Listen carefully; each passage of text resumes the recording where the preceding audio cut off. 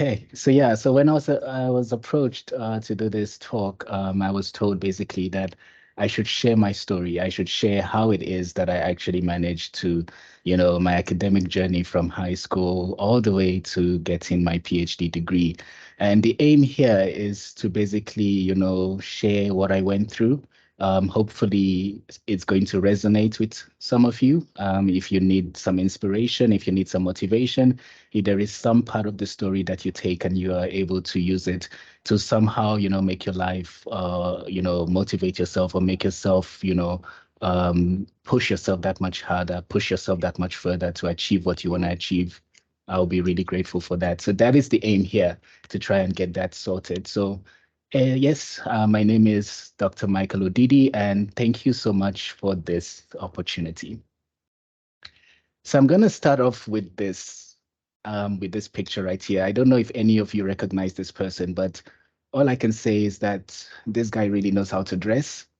I am in awe as to the printed shirts, the very functional shorts, the white socks, the red shoes, the color blocking, everything is just going on. So I'm not sure who this guy is, but whoever he is, I'm pretty sure he's successful wherever he is. I mean, you don't have this much talent and not be successful. But um, just to jokes aside, when I was asked to do this presentation, I went through sort of a reflective phase. And so I went through, some of my old pictures, and then I found this picture of myself when I was younger. And one of the things that really struck me was that as I looked at this picture, there were certain questions that came to mind. And I would really encourage, everyone listening to me right now to just, try this out for yourself. Take an old picture of yourself of when you were a child, and just ask yourself certain questions. I'm just going to go through those questions. I'll try and answer them, but I want you to personalize this and think of the answers that you will give to these questions. So the first question here was, what did you enjoy doing as a child? What was it that you enjoyed doing that naturally you would just do before people told you to stop, before someone said, no, that's not for you, or perhaps this is not going to give you, any sort of money or fame or whatever it is? What did you enjoy doing as a child?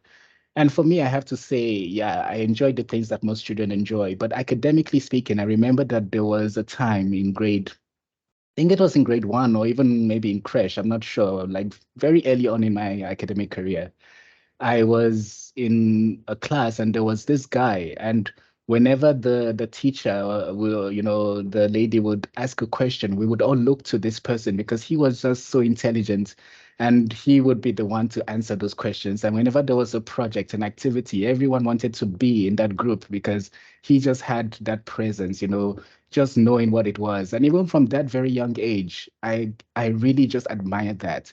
I admired the ability to help people. I admired the ability to be able to, to understand questions and give good answers and things like that. And from that young age, I desired, to be sort of someone that people could look up to, someone that I could actually, someone that, whenever there is a problem, an issue, people would actually be able to say, here, can you help us with this? So yeah, from a young age, I would say that that was something that I enjoyed doing. In your case, it may be singing, it may be dancing, it may be whatever it is, it may be acting. I would like you to just think about that. What did you want to become? Well, for me, I wanted to become a lot of things. I was all over the place. I wanted to be a martial artist. I was inspired by Bruce Lee. I wanted to be a singer. I wanted to be an actor. I wanted to be a pilot at a stage. So I really was all over the place. But, as a child, it's quite natural because you're not sure what the world has to offer. So you just, sometimes you are like a chameleon. Sometimes some people know exactly what they want to do. But that's an interesting question. The other one is, what moment had a significant impact on your life? Like, what moment would you say had a really significant impact on your life? And for me, I would say that during my high school time, the high school period, there wasn't much, my family sort of dissolved itself. So I didn't have much parental supervision. I didn't have a present father. I didn't have a present mother in that situation. And it really did impact me because it sort of takes away the safety net. It takes away that knowledge that, if you mess up, you can run to mommy, you can run to daddy, and they will be there, to try and help you through things. For me, it became a situation where if I messed up, It was me that bore the consequence. And it sort of makes you sort of, very cautious as to the decisions that you take in life when you don't have that safety net, when you know that, you are the one that's going to bear the consequences of your actions. So yeah, that really had an impact on me. Am I happy with the decisions that I have made so far? Yes, but I wouldn't say, that the decisions that I have made so far are the reason that I am here today. In certain cases, I think there were things that were out of my control, out of my hands, things that I didn't have any sort of say over.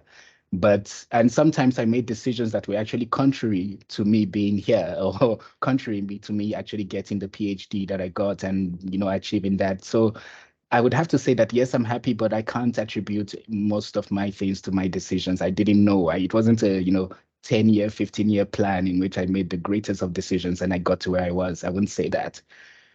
Is there anything I would have done different? Now, this is a question that most people will be like, no, no, all the hardships you had made you stronger. Like, all of the things you went through were beneficial and they made you who you are today as a person. And yes, I do understand that. And I would say definitely, the hardships and the things I went through made me stronger. But honestly speaking, there were a lot of unnecessary pain that I put myself through. Lots of stupid decisions that I made that if I could go back, I would say no, there is nothing to be gained from that. I don't need to repeat that in my life. So there are a few things I would change, but the major things in my life I wouldn't change because, like I said, you do learn, you do become stronger, you do actually become, you actually gain from those experiences, even if it's a negative experience. But I would advise you to think about if you would be able to if you would change anything in your life. And also, what would you tell your younger self if you could somehow speak to to the younger version of you? What sort of words would you say? What sort of advice would you give to yourself? Would you tell yourself to love yourself more? Would you say you are worthy? Would you say to believe in yourself? Would you say not to worry too much, that things will be okay? Would you say study this, don't do that, don't go to that party, don't, date that person, whatever it is, think about it. And in my case, I'm not sure what I would tell myself, to be honest with you, but I would basically just reinforce the fact that I shouldn't worry so much because sometimes I worried about things that really ended up resolving themselves in the end. And it was really not, worry did not really do much to help me. So that would be one of the things that I would tell myself. But I would advise you to think about that question.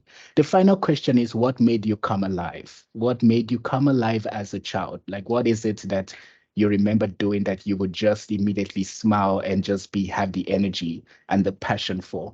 I won't answer this, but I'll revisit this at the end of this talk. But I really want you to think about that. What made you come alive as a child? I would advise you to just do that.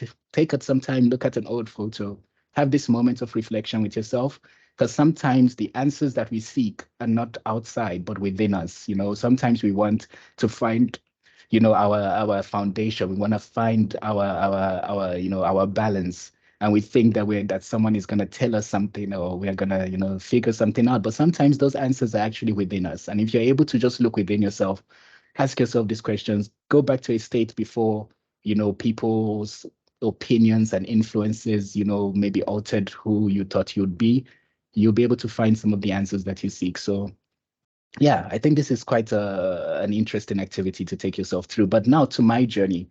I'm not going to start with primary school because what I have to say about my primary school is not that good. And if that primary school still exists, I don't want to be responsible for tarnishing their reputation, but I'm not going to talk about the primary too much.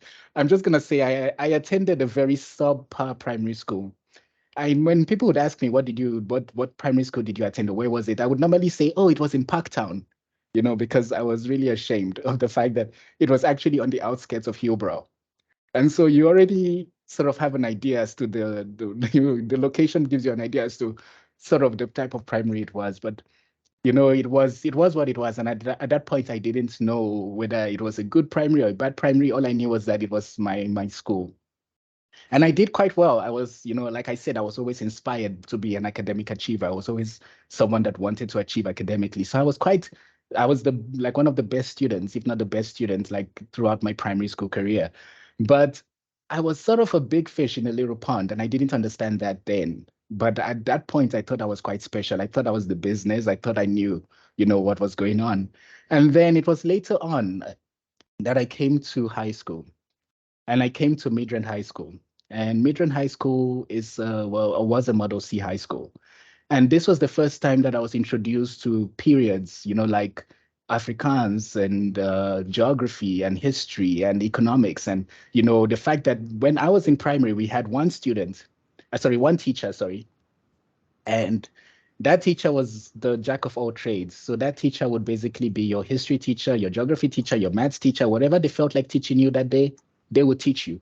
So coming to a high school where, we had to go to different periods and different teachers and different lessons, that was a shock. It was a shock to the system. It was the first time as well that I was introduced to like extracurricular activities, like going for chess or going for athletics or going for, for swimming or debating or public speaking, anything. It was really the first time.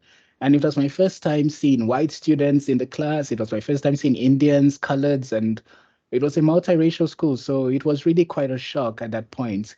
And I have to say that grade 8 for me was just pure survival because I really realized that I was completely out of my depth. The primary school I attended did not prepare me for the high school that I went to. I So it was remember really quite interesting. I was then inspired by the top achievers in grade 8 because I remember at the end of the year, they had the top achievers ceremony. And I remember there were two students, the two top students, they had averages of 88, 85%, something like that. And I remember telling myself, like, wow, these people are really smart. But I thought to myself, you know what? I used to be like that. I used to also be that in primary, and I made a vow to myself, like no one really told me, but I said, I'm going to walk that stage. I'm going to walk that stage. I'm gonna be a top achiever in this high school. I'm going to be. I remember I said that to myself. And in grade 9, I worked, I worked, I worked, I worked, I worked. And finally in grade 9, I did actually end up going up on stage. And I think I was number 10 or something. Like my average was around 70, 71 or 75. So I didn't make it into the 80%. But I remember that I did actually get there, and the principal said, "Oh, we want to recognize this guy. He didn't get 80, but he's still part of the top 10." And I was just like, "Yeah, I don't care. I got there. I'm gonna walk." So I walked, and I was really proud of myself. And in grade 10 to 12, I actually improved to the point that I was actually the best student in grade 10 to 12. And at the end, in my metric, I actually achieved a B plus in Afrikaans. And it was quite interesting because Mefro Fenta was my grade 8 teacher and she was my grade 12 teacher as well. So she saw the growth and she saw the journey. And in grade 12, we were actually like, friends. So she would watch Siava Delan. She would like to comment about what's going on there. I liked Isidingo, so I was I was not into that. But sometimes I would just change the channel to see so that I had something to talk to her about. But it was actually quite interesting, and it ended up being sort of that success that I really craved, and I was really proud of myself. But yeah, in fact, though, now that I thought about it and as I was reflecting, it was positive, but I became addicted to the fame. I became addicted to the recognition and to the prestige. So, walking on stage in high school, receiving those gold castles, receiving those badges, getting the blazer lining, all of those things. At a point, that is what motivates you. You get motivated by that fame, by that prestige, by being the smart one. You become very competitive because all of a sudden that becomes your identity. So for me, that was my identity. And I didn't recognize it then, but I was actually addicted to that. So let's go now to WITS. And I have to say, my university career did not start off well. I matriculated in 2008, but I took a gap year in 2009. And normally when people take a gap year, it's because they want to go see the world, they want to go work for a bit, they want to do something exciting. No, for me, I sat at home and all I did was listen to the radio, and I knew all of the songs from 94.7 for that year. I knew all of the songs because I didn't have any money. We didn't have, like I said, my family dissolved itself sort of. So I didn't have much support. And you'll be thinking, oh, but you did well. You did so well. Like, didn't you get the bursary? Didn't you get scholarships? No one really advised me. And I didn't take it seriously in high school whenever we had like career day, or I never took that seriously. I didn't know how important it was. And so in 2009, I couldn't attend university because there was no money. I didn't know what to do. I was completely ignorant. So in 2010, I actually realized that universities actually give merit awards based on the number of distinctions that you get in metric. And so I realized that, and I was like, wow, so I just wasted 2009 for nothing. So I said, okay, 2010, I'm going to apply.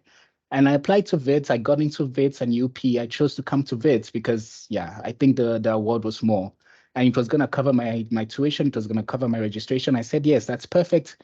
Let me do that. Let me come to WITS and let me, begin. And like, when you grow up and you are intelligent, everyone would say become a doctor, right? So that is what everyone would tell you to be, either a lawyer or a doctor. And that is what people know. No one really knows what an engineer is. People, they know it's fancy, but no one really knows what really it is. And so my plan was to be a doctor, but I was late for med school applications. I decided I would do BSc in biology and chemistry. Those would be my majors, mathematics and physics, my auxiliary, and I would get into med school somehow. I'll get into med school with those majors. And so yeah, I decided to do that, but I always had doubts as to whether I wanted to be a doctor. I was not negatively affected by the transition from high school to university. So I realized that there were lots of my peers that were really affected. They were, basically, not able to cope with the stress of the academic stress of, transitioning from high school to university. But in my case, I wasn't. And to be honest with you, I was quite judgmental about those students because I thought to myself, you know what, I have so many issues right now, and all of this, but I'm here, I am studying, I'm not bunking lessons, So I used to look at those students and I'll be like, no, it's just laziness. You are not working hard enough. You're not taking advantage of your opportunities. You're just being lazy. So that was my initial thought about that whole process, about, people who were, flunking first year and, failing and all of that. So I did quite well in 2010. And then in 2011, I decided to change to a chemical engineering degree. And the reason for that was I spoke to someone who was one of our uh, lab assistants who was helping us with one of the labs in chemistry. And I just asked them, like, why are you a chemist? Like, what about chemical engineering? And they said, yeah, no, with chemical engineering, you have to, be good with calculations. You have to know not just chemistry, but understand, a lot of things about calculating, about working with, scaling up processes. And they said, yeah, it's quite difficult, but, the money is there. And so when they said the money is there, I was like, okay, I'm not gonna waste my time with poverty anymore. No, I'm going. I said it's fine. I'm gonna change. So honest to you, like I wish my transition to chemical engineering was some divine sort of, noble cause. No, it was money. I told myself, where is the money? I'm gonna chase after it. So that's why I decided to actually do it. Whether there is money in chemical engineering now, that's a different story. But then I thought, yeah, it is. There is money in it. I'm gonna go after it. So that is why I decided to change. So in 2011, I decided to change to chemical engineering, and I was the second best student overall in WITS 2011 chemical engineering class. So for the first year, and because I was working incredibly hard during that time, but as time went on, for that year, all of the financial issues I had, were there. So because I changed to chemical engineering, I still didn't have a bursary. I couldn't pay tuition fees. I barely had money for transport. I was going to taxi ranks during the mornings, leaving late at night. I was mugged multiple times. I learned how to walk very quickly when you're going to those taxi ranks, how to, protect. It was a lot. I reached a point I was really desperate for a bursary. And then, even though I was the second best student overall and all of that, there was no fame, there was no prestige, there was no motivation. I got addicted in high school to once you achieve to walk that stage and get those awards and everyone knows your name. At university, no one really cares. People are living their lives. You do well, that's good. They may come to you for help, but everyone has their own life to live. No one is really looking to see and all of that. So in that moment, I realized I had lost my motivation because I had all of these issues and I didn't have any real reward that I thought that I was used to getting. And so I had what I would classify now to be a mental breakdown at the start of 2012. I know it's a mental breakdown now, but at that point I didn't understand what it was because I just woke up. It wasn't a gradual sort of like, slowly I was tired. No, it was a snap where I woke up one day and I could not focus. I could not study. I could not attend lectures like consistently all of a sudden. I wasn't studying for tests. I wasn't doing assignments. All of a sudden, I just couldn't function academically. And I think the stress and everything just got to me at that point. And it was at that point as well, somehow, that I got a bursary with Mintek. So I remember I met a lady and she introduced me to someone at Mintek, and I sent in my 2011 marks, and because they were so good, Mintek was like, yeah, we will sponsor you. But I remember even when I got the bursary, I was like, wow, you guys don't know that right now I'm at my lowest. Like I think I'm gonna fail. But I didn't tell them that, but like the damage was done. I didn't know how to kickstart myself.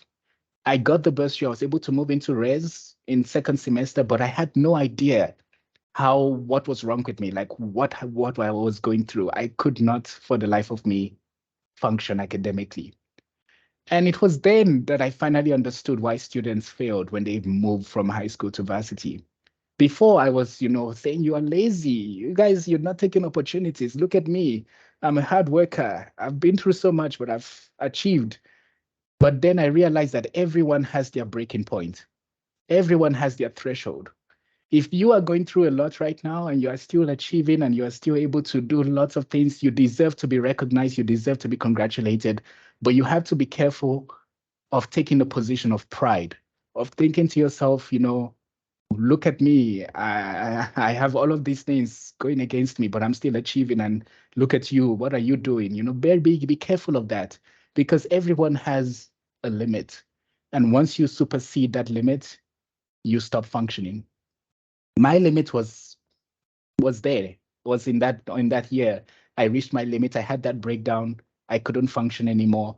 And that is when I realized that you should never judge anyone unless you can take on their DNA, unless you can take on their life experience. You have absolutely no right to really comment and say, this person, why are they partying every day, or why are they bunking lectures, or why are they doing this, why are they doing that? You don't know. We don't know what people go through. We don't know the threshold, the limits that people have. We are just there to support, and we should be there to just love and encourage, not to judge. So that was a humbling experience. I was really humbled by this experience. And it was only truly by the grace of God, I would have to say. People can, if you don't believe in God, you may say chance or whatever it is, but truly it was by the grace of God that I achieved 50% on the dot for one of my courses in second year. And it was really one of those situations where if I had failed that course, I would have lost the bursary with Mintek. And I don't know where my life would have been because I was having this mental breakdown. I was literally at my lowest, but somehow, somewhere, I got 50%. And I needed, I think, around 75 to 80% in the final exam to get 50%. And I don't even know how I pulled that off because I think I studied only 3 sections out of like maybe 15 of the sections that we were supposed to study. And those were the 3 sections that actually came out in the final paper. And so say what you want to say. All I can say is that that was not me.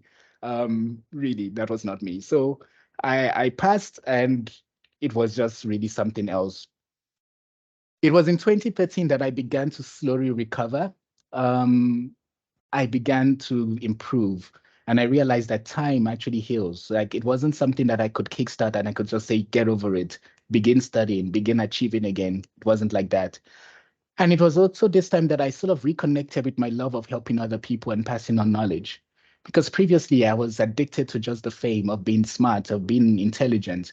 But I began to reconnect with being with purpose. Why are you intelligent? Why do you have that knowledge? Why has God, or why do you feel, what can you do with what you are given? And I realized it wasn't just for me to feel good and just for me to sit and say, wow, I'm so intelligent, but for me to be able to help, because we are all intelligent in different ways.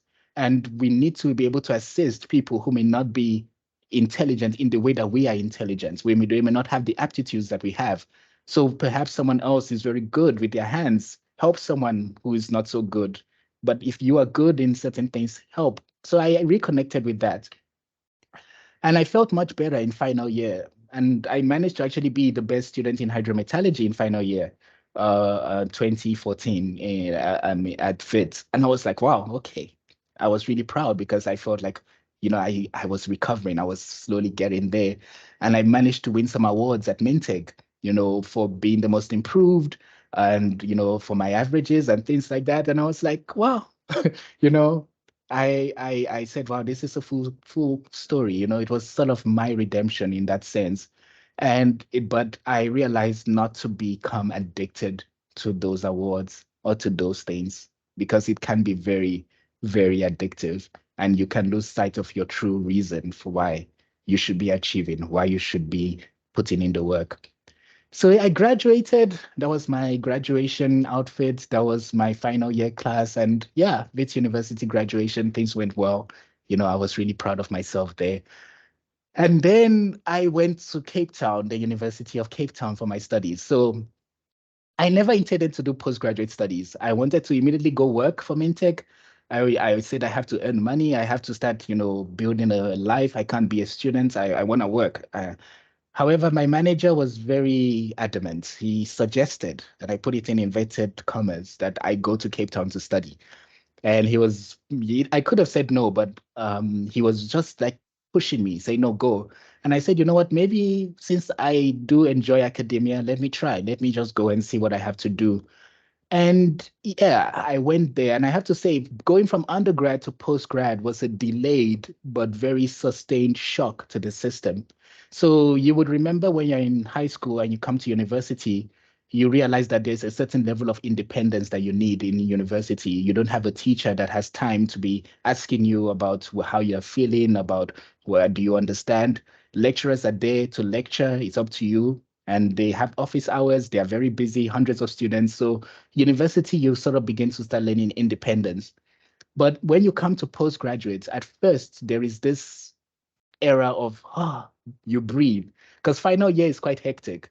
And so once you finish final year, you come and you start doing your master's, you sort of have that opportunity to just take a breath and you look around and you're able to see, and I'm in Cape Town, I'm like, wow, so you sort of are able to breathe a bit. But it's not long after that that you begin to meet with your supervisors and you have to start giving progress reports and showing what you are doing. And that is when I realized that there is a very high level of independent thought that is required, and you can't, the training wheels come off and you are expected to basically solve your problems, come up with your own solutions, do your own thing.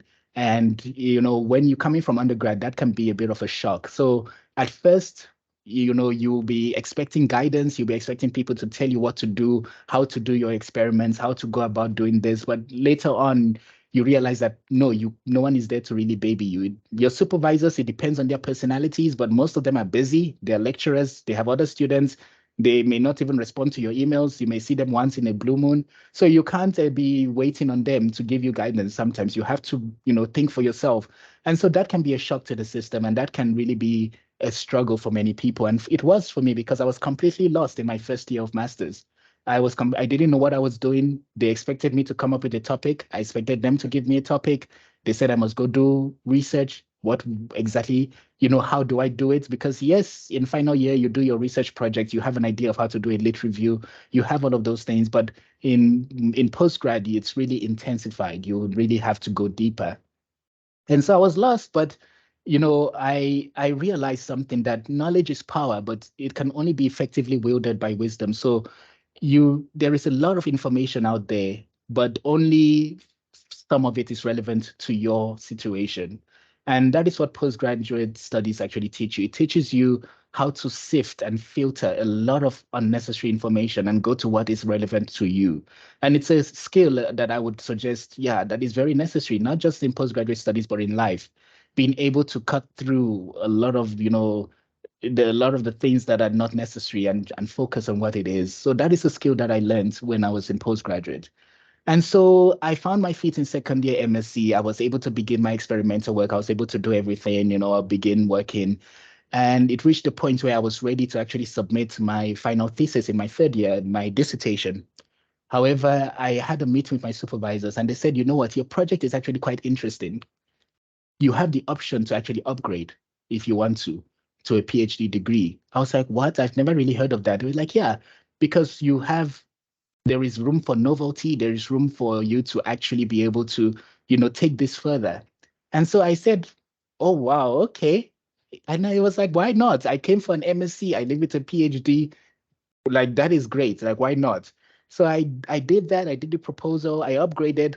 But I will have to tell you, initially, I felt like I made the biggest mistake. Because the moment I upgraded, I realized, wait, I don't have an MSc. I also don't have a PhD. And I can't downgrade. It's not like once you upgrade, you're like, okay, no, PhD is too much. Let me go back. Can I submit my master's thesis now? Like, no, it's fine. No, you have to stick to your decision. So I realized I was taking a huge risk because I was ready to submit and get an MSc, and maybe I could have gotten my MSc and then gone ahead and tried to then apply for a PhD. But I decided to upgrade. And at first I was like, wow, maybe what have I done? Like, what decision have I made? And there were a lot of issues that I faced, a lot of trials that I came across, but I had to persevere through them. But one thing I realized was that having funding, having Mintek, fund my studies took a lot of stress off of me. Financial issues, I think, is truly a killer for students. It's the number one thing that would really hamper your growth as a student. And once that is taken away, once you can breathe, you have finances, you are able to more focus on the real problems than challenges and really try to move forward. So though I went through a lot, I have to say, compared to what I went through when I was, in undergrad, it wasn't as bad.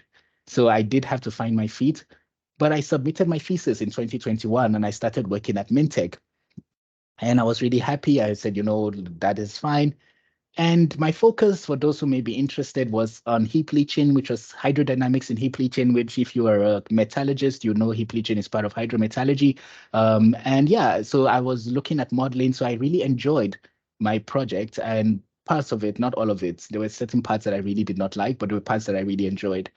And then I managed to graduate actually this year. I got my degree. So examination process took about 2 years because you always have that examiner that is going to try and yeah, complicate your life. There's always that one examiner that will try to complicate, but I persevered through that as well. And I managed to get the degree.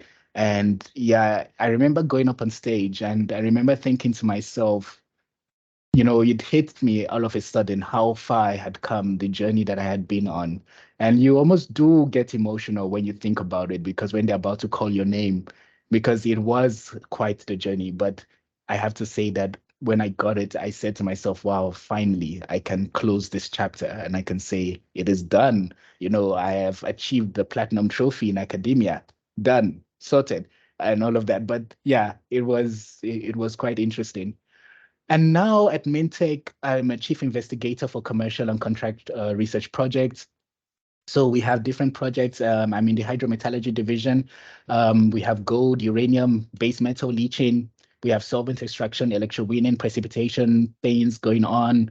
I'm exposed to expertise from different divisions: mineral processing division, pyrometallurgy, biohydrometallurgy. So I would say that Mintek is quite a good company if you want to sort of, get a lot of exposure to the mining industry and I am really, my goal now is to build my network and to obtain my PRN. So I'll end with this.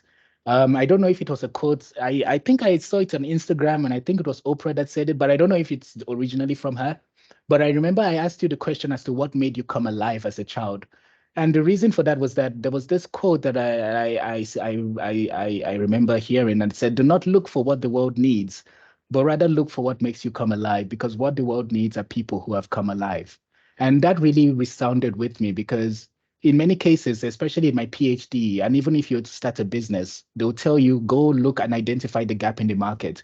Go look for something that people are not doing and do it. Go look for a need that people have and fulfill that need. And what this quote is saying is no, that's, you are looking without. And sometimes you are not even built to fulfill that need that you want to fulfill. but rather when you look at what really inspires you, what makes you come alive, all other things will fall into place. All other things would arrange themselves and would actually, chase after you rather than you chasing after it. So yeah, thank you so much for listening. I'm sorry it wasn't very technical. If you guys wanted the technical presentation, I can go technical, trust me, but I wanted something that was just a snapshot of my story. And hopefully if there is anything that you take from this that will help you, I really hope that that's what happens. And my job would have been done. If I can help one person, then my job is done. So thank you so much. And yeah, if you have any questions, I'm more than happy to. Wow, thank you so much for such an heartwarming and yeah, I'm lost for words, but that really touched me and others as well. I think we can get into questions as you mentioned. So if you guys have questions, you can type it in the chat or you can unmute and ask.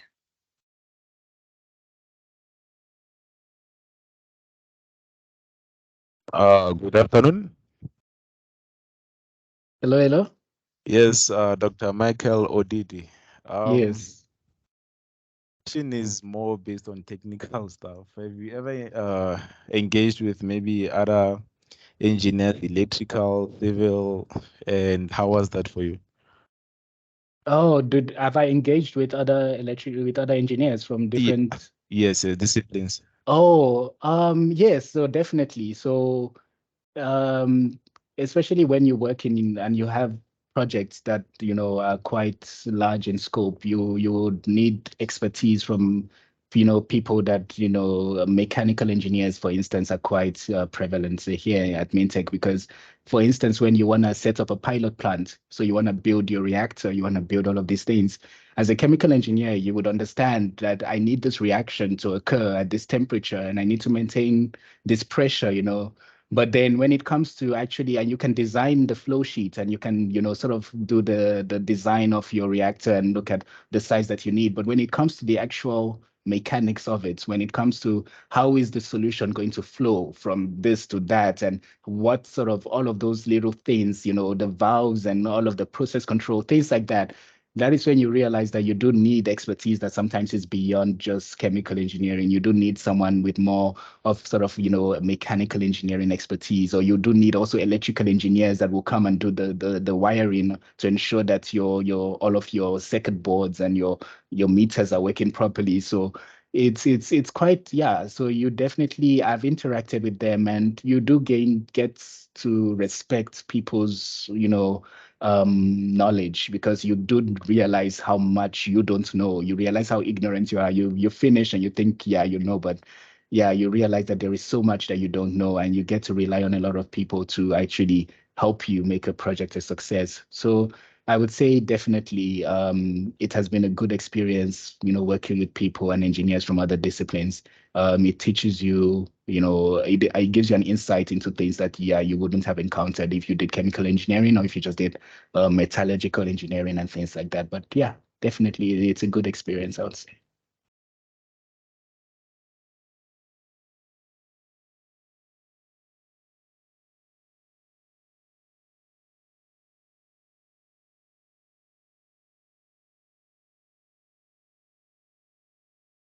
So we have a question.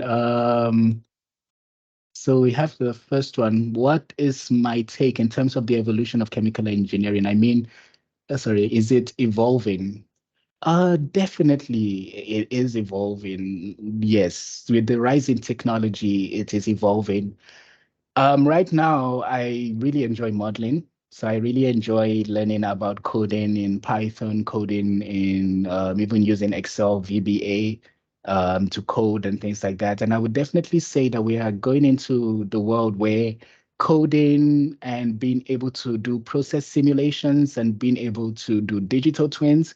So for those who of you are not familiar, digital twins are basically taking a digital representation of a physical system. So if you have a plant, you can, if you want to generate a process, right? You would do some tests in the lab. You'll get your lab data.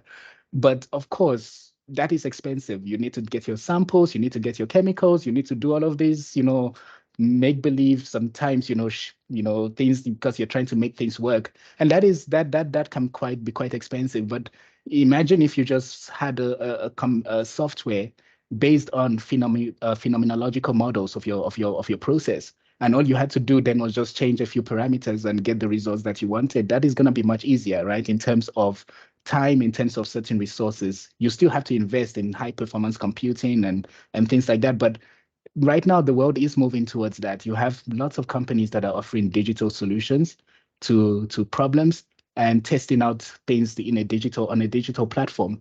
So chemical engineering is definitely changing in the sense that I think if you do want to sort of be more, attractive in the market, it's good to begin to sort of expose yourself to some level of computing, some level of being able to simulate processes. I know when we did final year, we were supposed to use Aspen in WITS, and we never even learned Aspen. And then final year project comes and we're supposed to simulate a whole chemical plant in Aspen. And I was just thinking to myself, like, what miracle does this lecturer want us to produce? Because we've not learned any Aspen, and now we're using Aspen, and there was no license and all of it. So yeah, it was a mess. But I would say those sort of, softwares and things like that, definitely chemical engineering is going towards that. So I would advise that. How was the transition from academia to the workplace? For me, the transition was quite interesting because Mintek had a graduate development program. So even though I was, I'd submitted my thesis and I was a postgraduate student, when I came, I was still taken through sort of like an induction program where I went through certain divisions and, I was doing like minor projects here and there and just, shadowing people. So it allowed me to ease myself into sort of the work. But I think it's just recently that I'm beginning to get the full idea of what it means to be an engineer in a sort of a research space, especially because Mintek is still a research institution, right? So it's not a very commercial company. It's not a private company. So it's not like a production plant. It's not like, Sasso or any other plant like that. So it still very much feels like it's in between commercial and academia. So it's sort of straddling both worlds of commercial and academia. So it wasn't a bad transition for me. It was quite natural in a way because I was coming from academia. But yeah, I would say the only things that you would probably need to look out for would be how to manage your finances and other aspects of, workplace politics, things like that. But the transition wasn't bad. Very inspiring story. My question is, how important is it to have postgraduate qualifications in chemical engineering when it comes to being employable? I would love to say it's the most important thing, like, because I dedicated so much of my life to it, but no, it's not really. I wouldn't say it's that important. It depends on what you want to achieve, because normally when you go into master's and PhD, you tend to go into academia. So you tend to have academia as sort of the end goal here. Like, I'm going to become a lecturer, like somehow, somewhere. So in my future, I do see myself sort of returning to academia and being like a lecturer. But right now, I do want to gain industry experience. So to be honest with you, it's not that important. If your goal is to, simply, manage projects, gain revenue, deal with clients, all of those things, you don't really need to go deeper. It's whether or not you want to go into research, whether or not you want to publish articles, whether you want to contribute in a novel way, if you want to have novelty in terms of, things like that, then you would need definitely to go and improve your studies. If you want to be involved in research and development for companies and all of those things, then yeah, definitely master's, PhD would definitely help a lot. But the good thing though is that master's and PhD, even if you have them, you can still you can still work at a bank, you can still go to other things. It doesn't limit you to academia. You can still go and be employed elsewhere.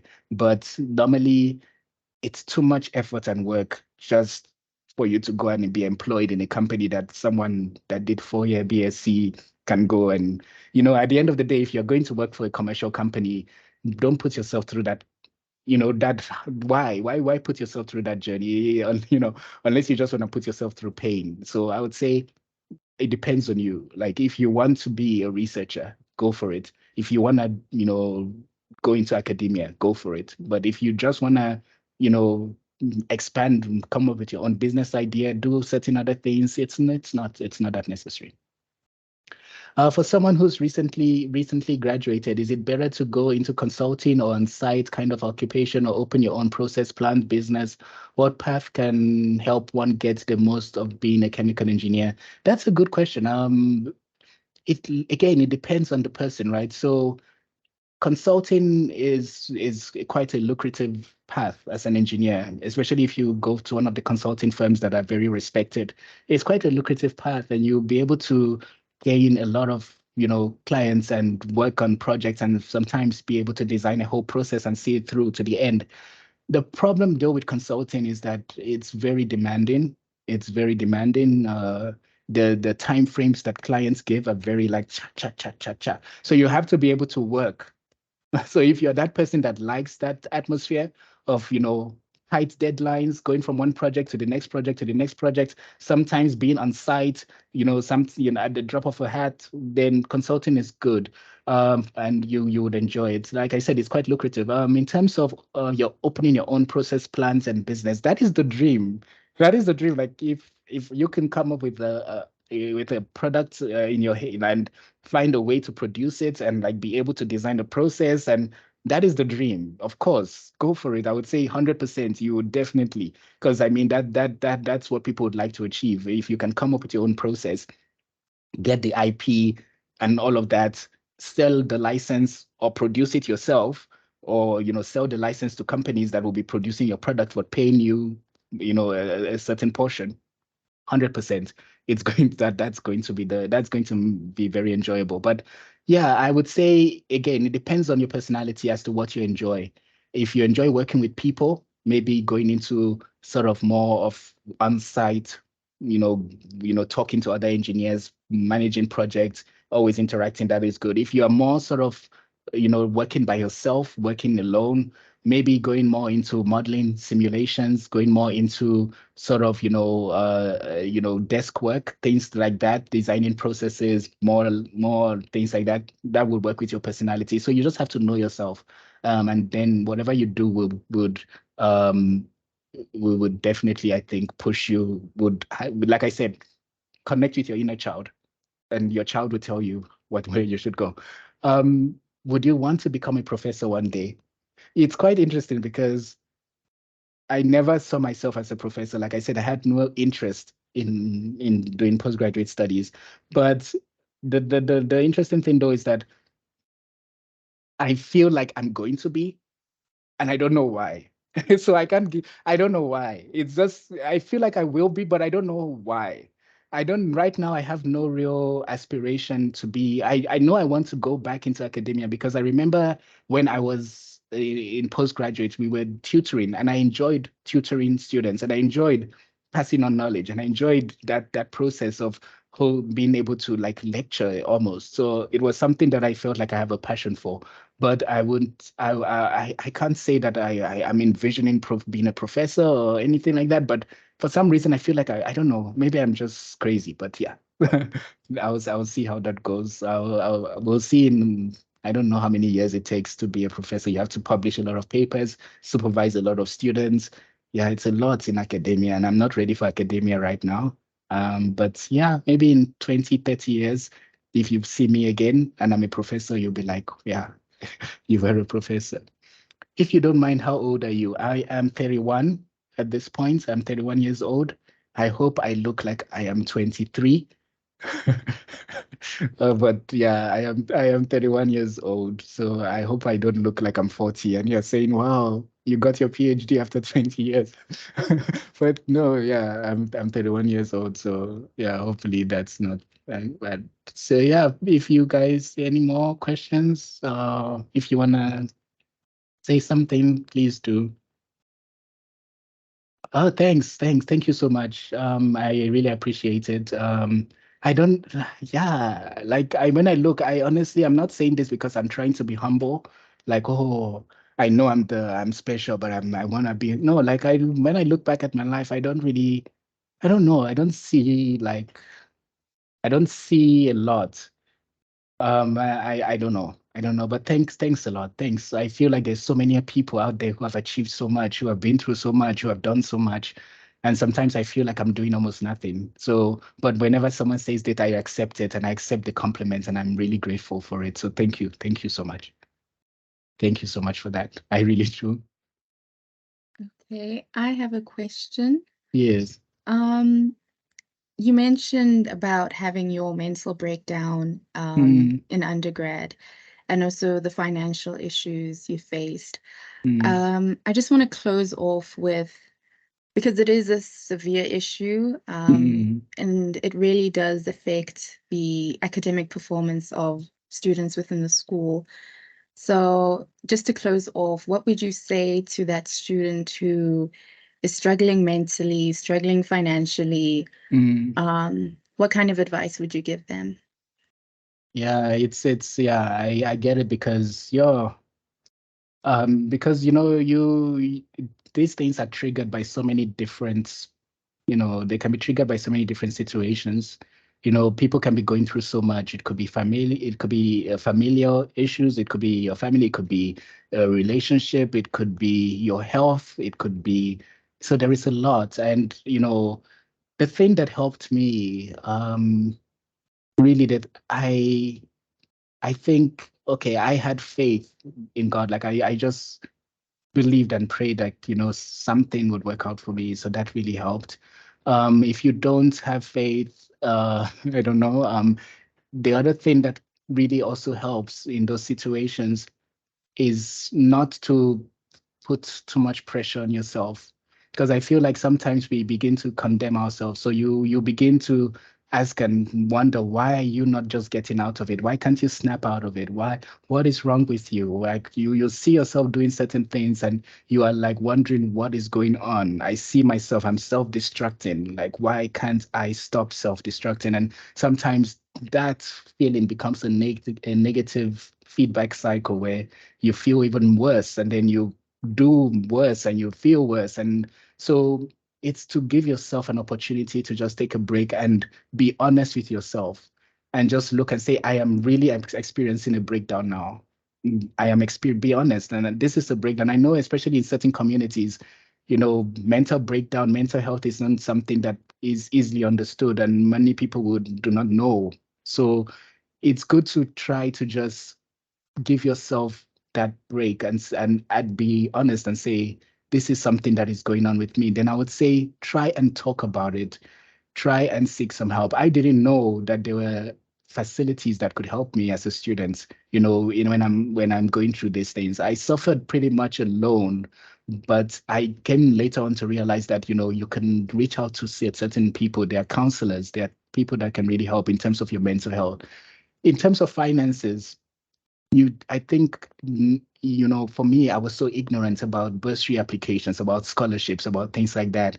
So putting yourself out there when there's a career day and companies are coming and different companies are coming to showcase, go speak to people, give your name down, tell them what it is that you were interested in, because you just need to meet that one person. And just that one person can really help you. I met that one lady and she introduced me to someone at Mintek, and that is how I got out of it. So just put yourself out there in terms of, when there are opportunities available to get sponsorships, to get scholarships, to get bursaries, just try and put yourself and try and be aware of them. But it is a huge issue. And don't be ashamed.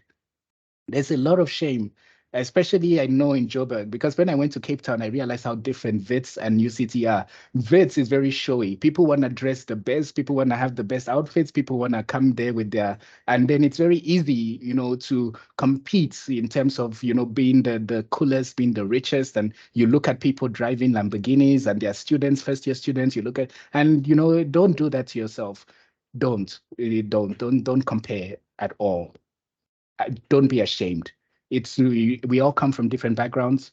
Some people are born with silver spoons. Some people are born with a whole kitchen. Some people are born with nothing.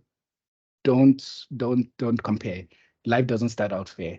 But yeah, for me, my faith is an equalizer, but also just knowing that, believing in yourself and just having pure motives and saying, you know what, I want to help, I want to do it. Reconnecting with those pure motives can really motivate you through those tough times. So yeah, I would say, yeah, I know it's tough, but please don't give up.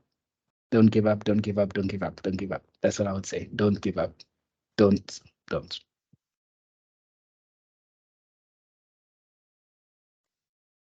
Thank you so much for taking the time and sharing your story with us. And thank you so much, colleagues, for also taking your time to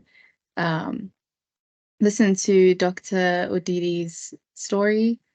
Hopefully, yes, I think Gatsy KB said, hopefully you can come and give a technical talk. I don't know if that's possible. We'll see. Yeah. Yeah. Thank you so much. No, you're welcome. And all the very best for your future endeavors. Thank you so much. Thank you for this opportunity. Thank you, guys. I hope I changed or impacted someone today. So thank you so much. Thank you.